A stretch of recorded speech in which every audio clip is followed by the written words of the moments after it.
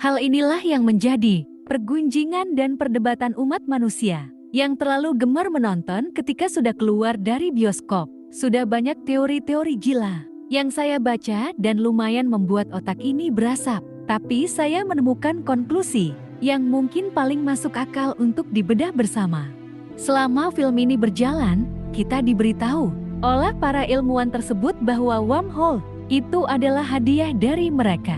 Siapa itu mereka? Lalu Cooper menyimpulkan ketika dirinya berada di dimensi kelima, bahwa mereka adalah manusia di masa depan yang sudah sangat advance dan menguasai hukum dan ilmu alam semesta, sehingga bisa membuat dimensi kelima untuk menolong para leluhurnya alias Cooper.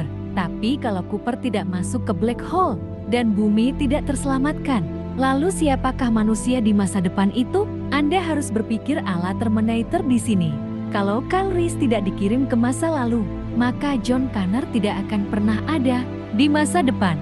Karena sebenarnya Kyle Reese itu ayah dari John Connor sendiri.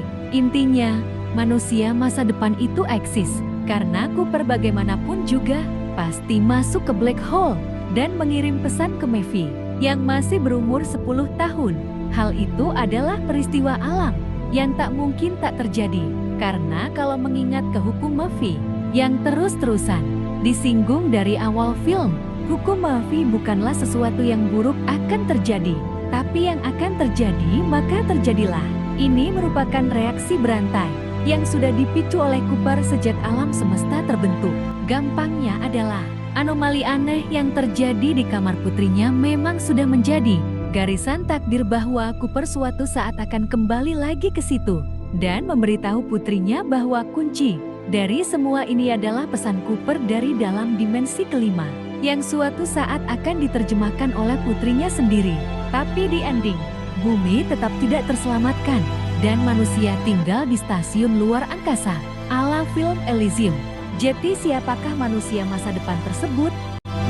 Teori ini yang menarik karena di ending, Cooper diberitahu oleh Murphy yang sudah tua renta bahwa Brand masih ada di galaksi lain, lebih tepatnya di planet ketiga, yaitu planet Atmans, yang ternyata kita lihat bahwa planet itulah yang memang bisa jadi planet baru untuk manusia tinggali. Lihat ketika Brand membuka helmnya, ada oksigen dan permukaan planetnya berbatu dan bertanah.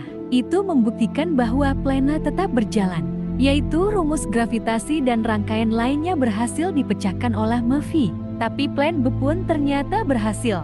Hal tersebut mengindikasikan bahwa manusia masa depan yang menciptakan dimensi kelima dan menolong Cooper dari black hole adalah keturunan dari manusia di planet Atmans, koloni baru yang dimulai oleh Brand. Bagaimana? Sudah mulai tercerahkan atau sudah mulai makin pusing? Hehehe. Intinya jangan berpikir time paradox di Interstellar ini, tapi lebih pada ke hukum Murphy yang entah kenapa terus disinggung dari awal. Yang akan terjadi maka terjadilah. Serentetan peristiwa yang dipicu Cooper memang akan terjadi. Bahkan sampai aksinya masuk ke black hole pun sudah akan diprediksi terjadi. Itulah yang membuat ayah Cooper, Donald, selalu berkata bahwa Cooper itu lahir terlalu awal 40 tahun. Karena mungkin dirinya memang disiapkan untuk peristiwa yang terjadi di masa yang akan datang. Peristiwa di mana perjalanan antar galaksi sudah menjadi perjalanan yang lumrah dilakukan.